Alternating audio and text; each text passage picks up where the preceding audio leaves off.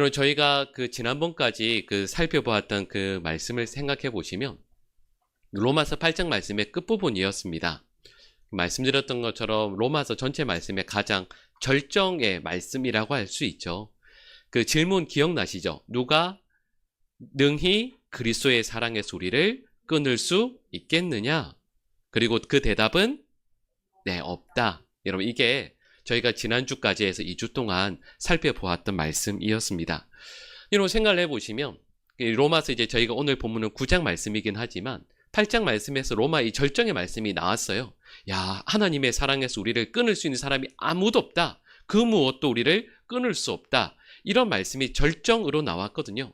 근데 그 다음에 사도 바울이 펜을 들어서 말씀을 쓴다라고 했을 때 방금 말씀들이 은혜로운 말씀이 나오고 나서 얼마나 놀라운 말씀이 나오겠습니까? 기대를 하게 돼요. 더군다나 이유가 있습니다.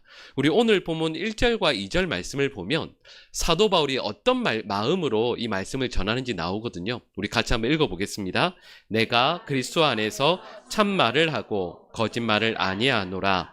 나에게 큰 근심이 있는 것과 마음에 그치지 않는 고통이 있는 것을 내 양심이 성령 안에서 나와 더불어 증언하노니 아멘. 이런 1절에서 2절 말씀 한번 다시 한번 눈으로 잘 보시겠어요? 이렇게 말씀해요. 내가 그리스도 안에서 거짓말하지 않고 참말을 한다. 그럼 지금까지 사도 바울이 했던 말씀도 거짓말이 당연히 없을 텐데 사도 바울이 특별히 참된 말씀을 한다. 그러면서 나에게 큰 근심이 있는 것, 내 마음에 그치지 않는 고통이 있는데 그만큼 무겁고도 그러나 진지한, 그리고 사도 바울의 진심을 담은 하나님의 말씀을 바울이 전하고 있는 거죠. 근데 그것도 그냥 전하는 게 아니에요. 내 양심의 성령 안에서 나와 더불어 성령께서 나와 함께 증언하시는 말씀을 이제 말할 거야. 진지하게 이 말씀을 잘 들어야 한다. 사도 바울이 이렇게 말씀하는 거죠. 여러분, 그러니까 그 뒤에 나오는 오늘 본문의 말씀들이 사도 바울이 정말 중요한 말씀을, 정말 진지한 말씀을 하시는구나. 여러분, 이렇게 기대하게 되겠죠. 여러분, 그러면 사도 바울이 어떤 중요한 그리고 어떤 진지한 말씀을 하실까? 그 내용이 도대체 뭘까? 기대를 하게 돼요. 그러면 그게 어떤 말씀인가 하면 우리 오늘 본문 3절 말씀을 우리 같이 읽겠습니다. 나의 형제 그리스도에게서 끊어질지라도 원하는 바로라. 아멘. 여러분, 무슨 말씀이죠? 사도 바울이 정말 가슴이 찢어지도록 그리고 마음이 무너지도록 기도하는 내용이 있습니다. 근데 그걸 이렇게 말씀해요. 나의 형제, 곧 어느 민족이죠? 내 유대 민족을 위해서 내 자신의 저주를 받아 그리스도에게서 끊어질지라도 원하는 것을 말씀한다. 이렇게 말씀하는 거죠. 이 내용이 뭐냐면 결국은 내 동족 유대인들이 하나님 앞에서 구원을 받을 수 있다라고 한다면, 예수 그리스도로 말미암아 구원을 받을 수 있다라고 한다면 내가 하나님의 사랑에서 끊어져도 괜찮다라는 말씀이잖아요. 여러분, 제가 처음에 말씀드렸잖아요. 사도 바울이 이렇게 말씀합니다. 여러분, 로마서 8, 우리 오늘 본문 바로 앞부분, 로마서 8장의 끝부분이 어떤 말씀이었죠? 우리 주 그리스도 예수 안에 있는 하나님의 사랑에서 어느 누구도 끊을 수 없다. 이렇게 말씀했거든요. 끊을 수 없대요. 근데 방금 읽은 우리 3절 말씀은 사도 바울이 이렇게 말씀하는 거죠. 내가 저주를 받아서 그리스도에게서 끊어질지라도 원하는 것이 있다. 근데 그게 어느 민족의 구원이라고요? 유대인들의 구원. 이렇게 말씀하고 있는 거죠. 여러분, 실은 이 말씀 자체가 불가능한 것, 모순된 것 두 가지를 함께 이야기하고 있는 거예요. 하나님의 사랑에서 끊어지는 것 불가능한데, 이 불가능한 것을 무엇을 위해서요? 나의 형제, 나의 고륙인 유대인들의 구원을 위해서라면 그 불가능한 것 나에게 이루어져도 된다. 이렇게 말씀하고 있는 거죠. 여러분, 이렇게 말씀을 드렸을 때 이 내용이 좀 전에 말씀드렸던 그 8장 이 내용과 모순돼요. 근데 여기에서 생각을 해보면 실은 저희가 로마서 9장 앞부분을 말씀을 읽었습니다. 근데 로마서 9장부터 11장까지 말씀이 이런 내용이에요. 그게 뭐냐 하면 유대인들의 구원에 대한 내용을 말씀하고 있습니다. 그리고 나서 제가 방금 말씀드린 유대인들의 구원의 문제라고 했을 때 로마서 1장부터 로마서 말씀을 쭉 읽어보면 사도 바울이요, 이방인들보다 유대인들을 우선시하고 있다라는 것을 보게 됩니다. 우리 로마서 1장 16절 말씀 화면에 나오는데 같이 한번 읽어보겠습니다. 내가 복음을 부끄러워하지 아니하노니 이 복음은 능력이 됨이라. 먼저는 유대인에게요 그리고 헬라인에게로다. 아멘. 여러분, 이 말씀 다시 생각해 봅시다. 여러분, 복음은 누구에게나 평등하다. 이 말씀이 맞습니다. 여러분, 복음은 인종, 피부색, 문화, 남성이든 여성이든 나이, 무엇이든 복음은 누구에게나 평등합니다. 여러분, 그럼요. 근데 방금 읽은 로마서 1장 16절 말씀을 보시면 복음의 우선순위가 있어요. 첫 번째는 누구에게요? 유대인. 그리고 그 다음에 유대인을 제외한 모든 이방인들이라고 말씀하고 있습니다. 그 밑에 보시면 로마서 2장 9절 말씀도 있죠. 우리 같이 읽어보겠습니다. 악을 행하는 각 사람의 영에는 환난과 공고가 있으리니 먼저는 유대인에게요 그리고 헬라인에게며. 아멘. 좀 전에 말씀드렸던 것처럼 복음이 첫 번째로는 유대인에게, 그 다음에 헬라인, 이방인들에게 이렇게 말씀하죠. 근데 방금 읽은 2장 9절 말씀도 이렇게 말씀하는 거예요. 악을 행하면 하나님께서 그의 영에 환난과 공고를 주실 텐데 그것도 우선순위가 있대요. 첫 번째로는 유대인에게, 그 다음에는 이방인들, 헬라인들에게 이렇게 말씀하고 있는 거죠. 여러분, 방금 읽은 시는 두 절만 읽었지만 로마서 전체 말씀을 보면 여러분, 분명히 우리 알고 있죠. 사도 바울은 누구를 위해 부르심을 받은 사도입니까? 예, 이방인을 위해 부르심을 받은 사도, 이렇게 알고 있죠. 근데 로마서 말씀 1장부터 쭉 읽어보면 사도 바울의 마음에는 첫 번째는 누가 있어요? 유대인이 있습니다. 그리고 그 다음에 이방인들, 헬라인들이 있는 거죠. 그러면 이렇게 질문할 수 있죠. 왜 사도 바울은 오늘 본문 로마서 9장부터 11장까지 말씀도 첫 번째 자꾸 유대인이라고 이야기할까? 아니, 이뿐만 아니라 로마서 전체에서 왜 자꾸 유대인들을 제일 앞에 둘까? 이런 질문을 하지 않겠습니까? 실은 이 말씀이 로마서 9장에서 11장 말씀을 이해하기 위한 전제 조건이에요. 여러분, 이렇게 생각해 볼까요? 여러분, 저는 그 동생이, 그러니까 셋 있습니다. 삼남 일녀 중에 장남입니다.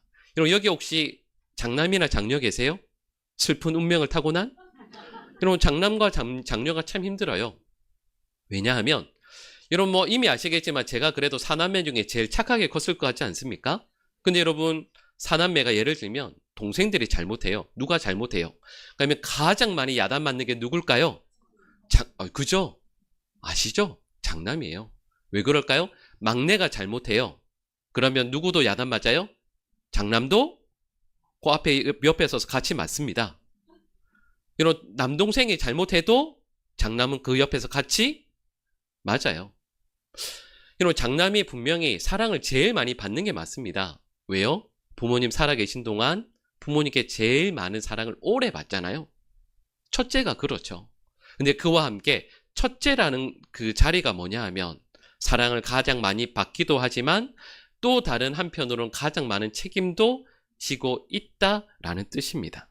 여러분, 이게 먼저 난 자의 책임이죠. 여러분, 그러면 좀 전에 말씀드렸던 이 내용, 유대인이 먼저다라는 말씀의 뜻이 뭘까요? 유대인이 이방인들보다 하나님의 부르심을 먼저 받았다. 그래서 유대인들에게 하나님께서 먼저 책임을 물으신다. 여러분, 이게 로마서 9장부터 11장 말씀에 나오는 전제 조건입니다. 여러분, 유대인들에게 하나님께서 책임을 먼저 말씀하시는 이유가 있어요. 지금 이제 저희가 2025년에 한국교회에서 이렇게 신앙생활을 하고 있지만 여러분, 아마 다 그런 얘기 들어보셨죠? 왜 교회가 어렵고 힘들 때마다 왜 대부분 다 그렇지 않나요? 모토가 있죠. 우리 어느 교회로 돌아가자. 어느 교회로 돌아가자고 해요? 항상 초대교회로 돌아가자라고 이야기합니다. 초대교회가 지난 2000년 역사 동안 모든 교회들에게 가장 이상적이고 훌륭한 교회라고 여겨지거든요. 여러분, 그런데 초대교회는 문제가 없었나 하면 그렇지 않습니다. 이런 초대 교회가 처음에 몇 명으로 시작했죠? 120명. 왜 오순절 강림 사건 때 120명이 함께 모여서 기도하잖아요. 그때 성령이 임하십니다. 그리고 그들로 교회가 출발하게 되죠. 근데 여러분 이렇게 쭉 있으면 괜찮은데 이 교회가 갑자기 부흥해요. 베드로가 가서 설교하니까 몇 명이 옵니까? 네, 3,000명도 하고 5,000명도 와요. 여러분 이게 별로 와닿지 않으시는군요. 여러분 이게 생각해 보세요. 이 120명 모이는 교회가 갑자기 3,000명, 5,000명 이게 두 번 얘기지 계속해서 늘잖아요. 뭐가 힘들어질까요? 화장실, 예배 드리는 공간, 지금 이 시대로 말하면 주차장, 이거 어떻게 하겠어요? 여러분 이게 진짜 말 그대로 난리가 나는 거죠. 여러분 그리고 이뿐만 아닙니다. 그 교회 안에, 그 초대 교회 안에 큰 분쟁이 있었어요. 그게 뭐냐 하면 교회 안에서 여러 가지 사역들을 하는데 그 중에 하나가 어려운 분들의 대표인 과부들을 향한 구제를 합니다. 근데 이게 그렇게 하려고 한 건 아닌데 교회 안에 유대인들, 그러니까 유대파 그리스도인들이 있고 헬라파 그리스도인들이 있는데 구제가 자연스럽게 어디로 향했냐면 여기가 예루살렘이니까요. 유대파 그리스도인들에게 향하게 됐습니다. 그러니까 반대쪽에 있는 헬라파 유대인들이 불평하기 시작해요. 왜 우리 과부들 안 도와주나? 왜 이 유대파 사람들만 자꾸 도와주냐? 이게 문제가 돼요. 그래서 이 일을 하기 위해 누굴 뽑냐 아시죠? 7 집사는 모두 다 헬라파 유대인들입니다. 그러니까 우리로 말하면 이방 흩어져 있는 사람들이 7 집사로 뽑히게 되는 거죠. 그러니까 여러분 초대 교회에도 분명히 이런 어려움들이 있었습니다. 근데 이걸 딱 전제로 하고요. 이런 이 로마서 말씀을 받아들고 있는 로마 교회 성도들을 생각해 봅시다. 로마 교회 성도들도 그게 딱 나뉘겠죠. 어떤 사람들로 나뉠까요? 출신이 유대인 그리스도인들이 있고, 네, 이방인 그리스도인들이 함께 있어요. 여러분 생각만 해도 끔찍하지 않으세요? 그리고 이게 우리는 별로 와닿지 않죠. 좀 전에 말씀드렸던 이런 문제들 뿐만 아니라 여러분 지금도 유대인들이 지키고 있는 여러 율법들이 있어요. 근데 그 중에 하나가 뭐냐 하면 음식에 관계된 코셔법이라는 게 있습니다. 여러분 한번 이렇게 생각해 봅시다. 우리 다 예배 이렇게 드렸어요. 여러분 우리 주일 예배 초소회에서 주일에 우리 예배 드릴 때 뭐가 제일 좋으세요? 솔직히 이야기하면 밥이. 여러분 식사가 제일 첫 번째 아니세요? 아니에요? 근데 여러분 식사를 한다고 한번 생각해 보세요. 근데 여러분 유대인들이 먹지 않는 음식들이 많습니다. 첫 번째는 뭘 안 먹죠? 돼지고기를 안 먹어요. 여러분 유대인들은 새우도 안 먹습니다. 뭐 장어, 뭐 오징어 이런 거 안 먹어요. 여러분 이게 율법에 나오는 그것 그대로 따라서 음식 이런 것들을 안 먹죠. 그리고 또 많은 것들이 있지만 그 중에 유명한 것 하나가 이게 있습니다. 우리 출애굽기 23장 29절 말씀, 우리 노란색 부분만 같이 한번 읽어보겠습니다. 너는 염소 새끼를 그 어미의 저주로 삼지 말지니라. 아멘. 이 말씀 그냥 지나갈 수 있지만 다시 한번 잘 보세요. 염소 새끼는 뭐죠? 육류예요. 그리고 어미의 젖, 이건 뭐죠? 우유, 그러니까 유제품입니다. 그래서 여러분 유대인들은 여러분 이런 경험 있지 않으세요? 예를 들면 뭐 점심이나 저녁 때 뭐 식사로 삼겹살 먹으면 안 돼요. 이분들은 예를 들면 소고기를 먹었습니다. 뭐 무슨 고기, 염소고기를 먹었어요. 근데 고기 먹고 나면 느끼하잖아요. 그때 달콤한 뭘 먹고 싶어요? 아이스크림. 후식으로 못 먹습니다.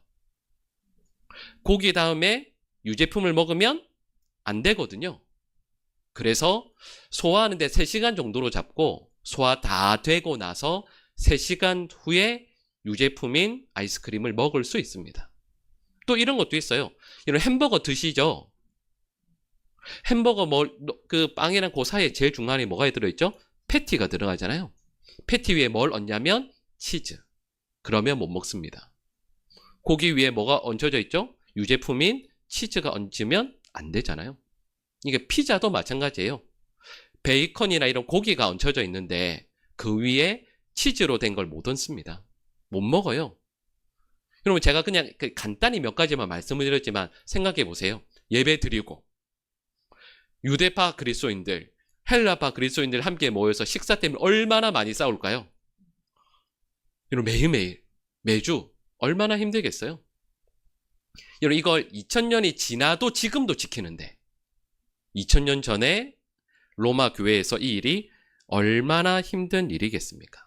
그러니까 교회 안에 로마 교회 안에 이런 오늘 말씀처럼 유대인들과 헬라인들을 나눈다는 것 자체가 이미 이 말씀을 받아들고 있는 로마 교회 안에 문제가 많이 있다라는 뜻인 거죠.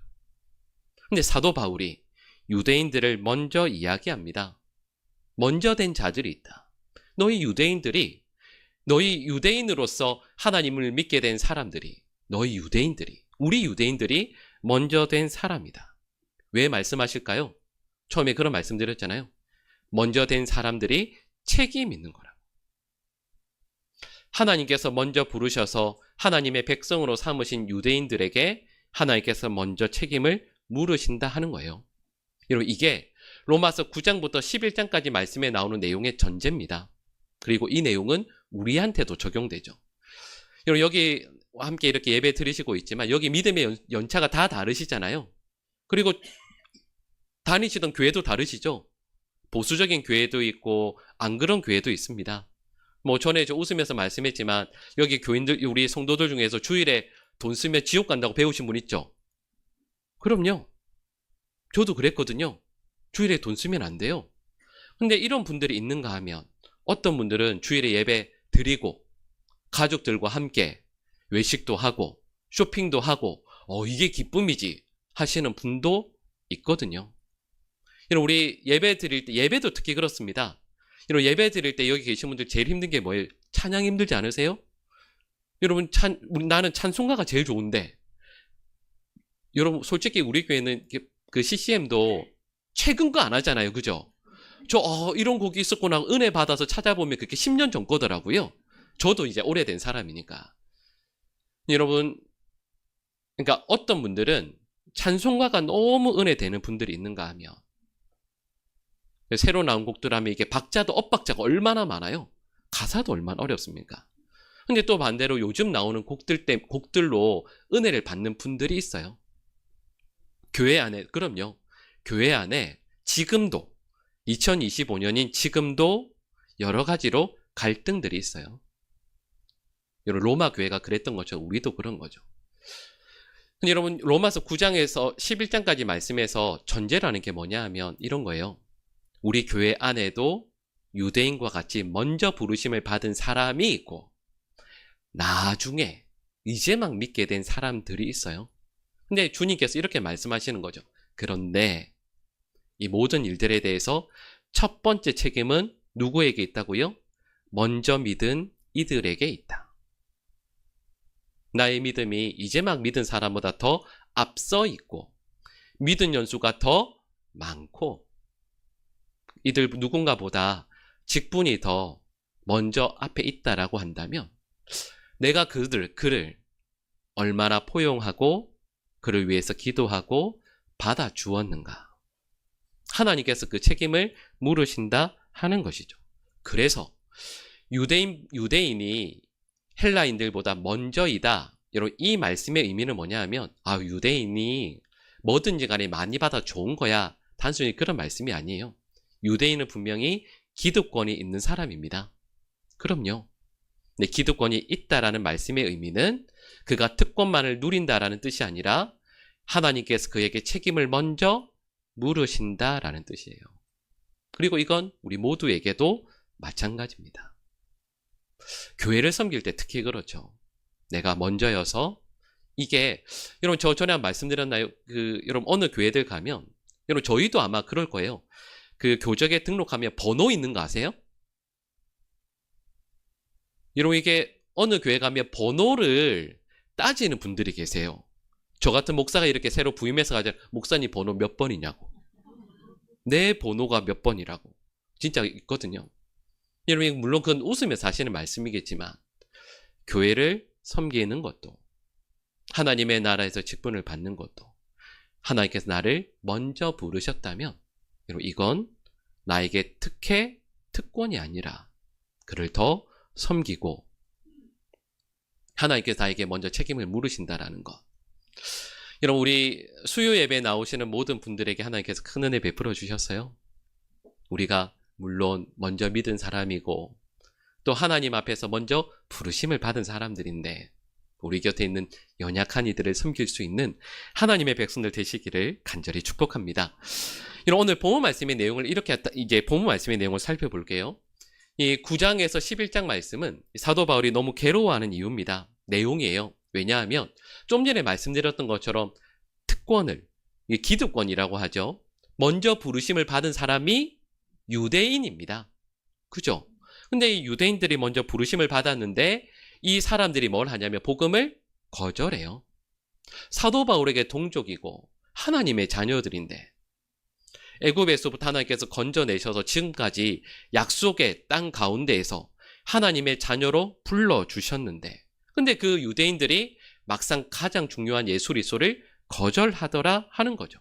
그래서 로마서 아까 처음 말씀드렸던 내용요. 로마서 8장의 가장 마지막 내용이 뭐라고요? 누가 우리를 하나님의 사랑에서 그리스도의 사랑에서 끊을 수 있느냐 했는데 아무도 그럴 수 없다라고 말씀했는데 그 사랑에서 스스로 멀어지는 사람이 나의 동족인 유대인들인 거죠.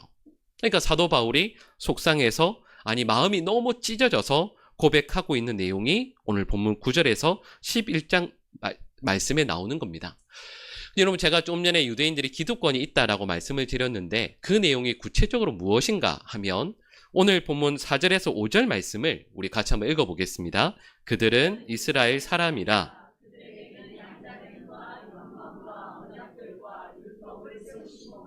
예배와 약속들이 있고 조상들도 그들의 것이요 육신으로 하면 그리스도가 그들에게서 나셨으니 그는 만물 위에 계셔서 세세 찬양을 받으실 하나님이시니라. 아멘.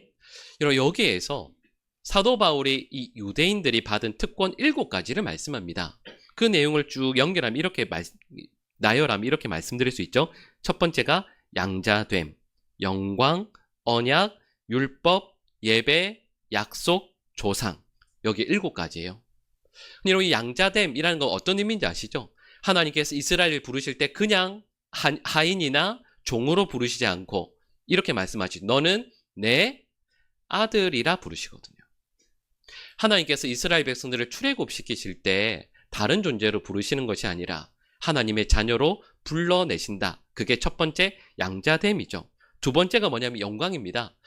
여러분 이스라엘 백성들이 본 하나님의 영광이 있어요. 근데 특별히 이 말씀을 사도 바울이 쓸 때 머릿속에 떠올린 영광이 뭐냐라고 하면 출애굽할 때 본 영광, 바로 구름 기둥과 불 기둥을 상징적으로 의미해요.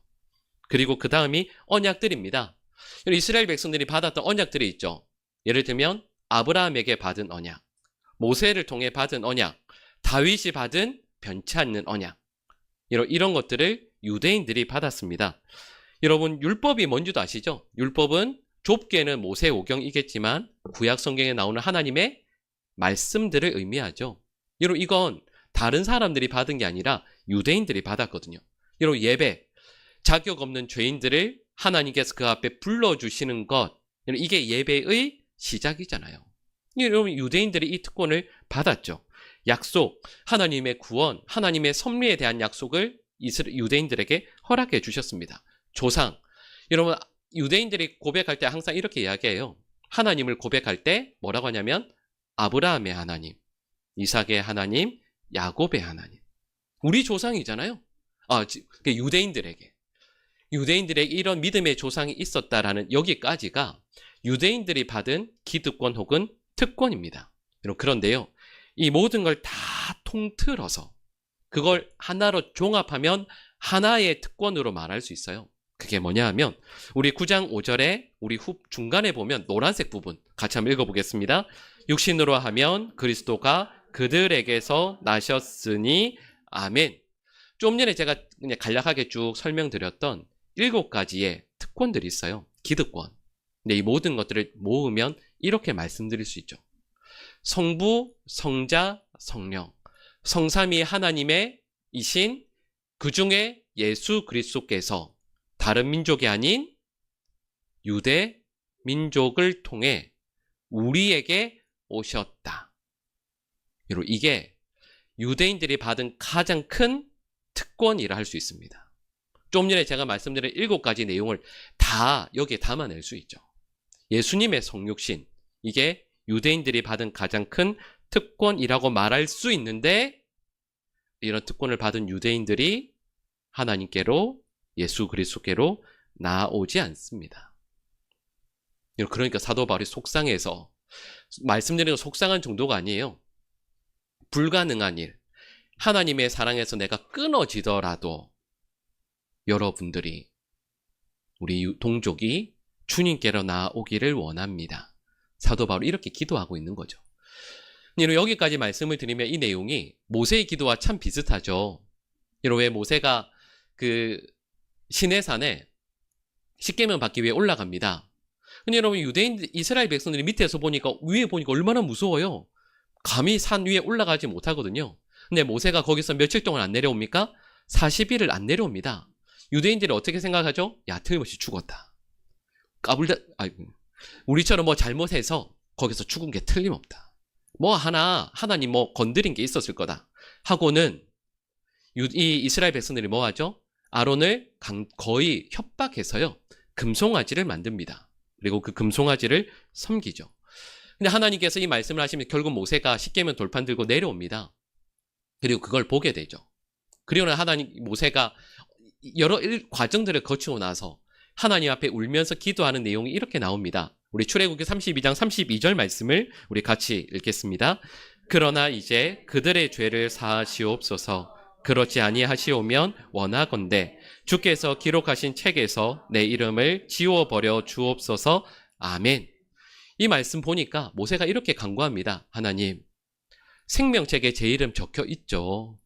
근데 그 이름 지워서라도 이스라엘 민족을 용서해 주십시오. 아니, 도저히 용서받지 못할 때 지은 거 알고 있습니다. 그런데 저를 지워서라도 이스라엘 민족을 구원해 주십시오 라고 기도합니다. 사도 바울도 같은 내용이죠. 하나님의 사랑에서 끊어질 수 없다라는 거 알잖아요. 그런데 사도 바울이 이렇게 말씀해요. 하나님 아는데 저를 하나님의 사랑에서 끊어버리더라도 우리 민족 유대인들을 구원해 주시고 용서해 주십시오라고 해요. 여러분, 그러면 하나님께서 모세의 기도를, 그리고 바울의 기도를 들으셨는가? 그렇지 않습니다. 듣지 않으시죠? 왜냐하면 하나님께서는 모세의 이름을 지우지 않으세요. 누구의 이름을 지우시냐면 모세보다 더 위대하신 예수님의 이름을 지웁니다. 그게 뭐예요? 십자가잖아요. 바울을 끊어버리는 게 아니라 예수님을 하나님의 사랑에서 끊는 그 사건이 십자가잖아요. 그러니까 하나님께서 모세와 바울의 기도를 들으시는 것이 아니라 이렇게 말씀하는 거예요. 예수님의 이름을 지우시고 하나님의 사랑에서 예수님을 끊어버리시고는 우리를 용서해 주시고 구원해 주신다. 이걸 사도 바울이 알아요. 이 말씀을 여기까지 드리고 나서 여기까지 내용을 우리 한번 적용해 볼까요? 여기 자녀 있으신 분들 자녀 위해서 기도 많이 하시죠? 그럼요. 많이 하시죠. 여러분, 제가 뭔가 질문하면 항상 함정이 있을 거라고 늘 생각하셔서 여러분, 우리 자녀 위해서 늘 기도해요. 저도 부탁도 많이 받고 또 우리가 기도해요. 근데 제가 보니까 이런 게 있어요. 자녀의 구원을 위해서, 자녀의 영혼을 위해서 기도하시다가 그 기도가 뒤로 쫙 밀릴 때가 있어요. 언제인 줄 아시죠? 예를 들면 아이가 고3일 때, 아이가 취직해야 될 때, 요때는 기도가 이렇게 살짝 바뀌어요. 하나님, 저희 애가 구원은 받아야 되긴 하겠지만 대학은 일단 가야 됩니다. 여러분, 이게 첫 번째가 돼요. 여러분, 이게 웃으시지만 진짜 이게 첫 번째가 돼요. 목사님 저에게 이렇게 말씀하세요. 목사님, 중요한 기도의 제목이 있으니까 나중에 구원 받겠죠? 요거 나중으로 하고 지금 중요한 기도의 제목이 요거예요. 그걸 가장 앞에 내세요. 여러분, 정말로요. 근데 사도 바울은 이렇게 말씀해요. 이런 좀 전에 말씀드렸던 이 내용의 종합이 뭐죠? 유대인들이 많은 특권을 받았습니다. 많은 것들 이미 받았어요. 영광도 보고, 그리고 어려운 중에 하나님께서 도와주셨고 누리게 하셨습니다. 근데 사도 바울이 이렇게 말씀해요. 근데 그 모든 것들을 다 모은 것, 하나님의 아들이신 예수 그리스도를 믿는 것이다. 그분의 십자가를 내 삶에 온전히 받아들이는 것이다. 그리고 이것 때문에 사도 바울은 내가 하나님의 사랑에서 끊어지는 그 절망과 아픔을 겪더라도 좋으니 여러분들이 제발 하나님의 아들인 예수 그리스도를 믿으십시오라고 말씀해요. 사도 바울은 동족인 유대인들을 위해서 이렇게 기도하는데 우리는 우리의 자녀든 우리의 가족이든 사랑하는 누군가를 위해서 이렇게 기도 안 하는 경우가 많습니다. 그러니까 여러분, 저희가 오늘 본 말씀을 읽으면서 이렇게 결단해야 되는 거죠. 하나님, 어떤 대가를 치루어서라도 나의 동족이 예수 그리스도를 믿기를 간절히 구하는 사도 바울처럼 저의 자녀가, 저의 부모님이, 저의 가족들이 예수 그리스도를 믿게 해주십시오. 여러분, 실은 이게 우리에게 가장 중요한 기도 제목이라고 사도 바울이 말씀하는 거예요.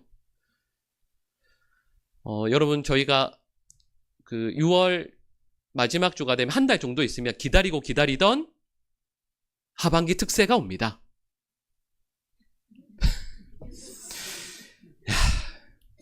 근데 여러분, 저희가 이제 6월 말 그리고 7월 초 이렇게 되면 하반기 이제 특별 새벽 기도회를 하면서 항상 이제 기도 제목이 이제 교육부 성경학교 또 수련회 위해서 이렇게 기도도 하고, 또 저희가 지난 반년을 은혜 가운데 잘 지낼 수 있어서 감사하고, 또 남은 6개월을 은혜 가운데 살기를 구하는, 그렇게 하잖아요.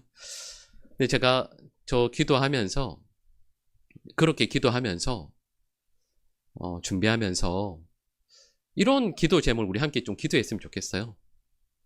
우리 자녀들, 또 나의 배우자, 또 우리의 부모님들, 지금 당장은 아니라 할지라도요, 꼭 예수 그리스도를 믿고 예수 그리스도로 말미암아 영원한 생명을 함께 누릴 수 있도록 우리 성도들 다 함께 기도했으면 좋겠어요. 그 기도 제목을 정하고, 여러분, 그럼요, 우리 자녀들이 앞날이 잘 열려야죠. 결혼도 잘 해야 되고, 또 자녀도 또 낳고, 뭐 다 이런 기도의 제목들이 있죠. 여러분, 세상에서 잘 되었는데 사도 바울이 그렇게 가슴을 치면서 통곡하는 것처럼 영원한 삶에서 끊어지게 되면 그게 얼마나 속상한 정도가 아니죠. 여러분, 이번 하반기 특별 새벽 기도회뿐만 아니라 여러분, 이런 기도의 제목을 함께 공유하고 또 부탁도 하고 기도하면서, 여러분, 사도 바울이 유대민족을 향해서 이렇게 간절히 기도한 그 마음을 우리가 다 헤아리는 것은 아닐지라도요, 우리 가족을 위해서 말씀드렸던 것처럼 중요한 기도 제목들이 있어요. 우리 사랑하는 가족들의 건강이나 경제적인 문제들이나 또 여러 가지 필요들이 있죠. 하지만 가장 중요한 것은 구원입니다. 예수 그리스도를 믿고 구원의 자리로 나아오는 것.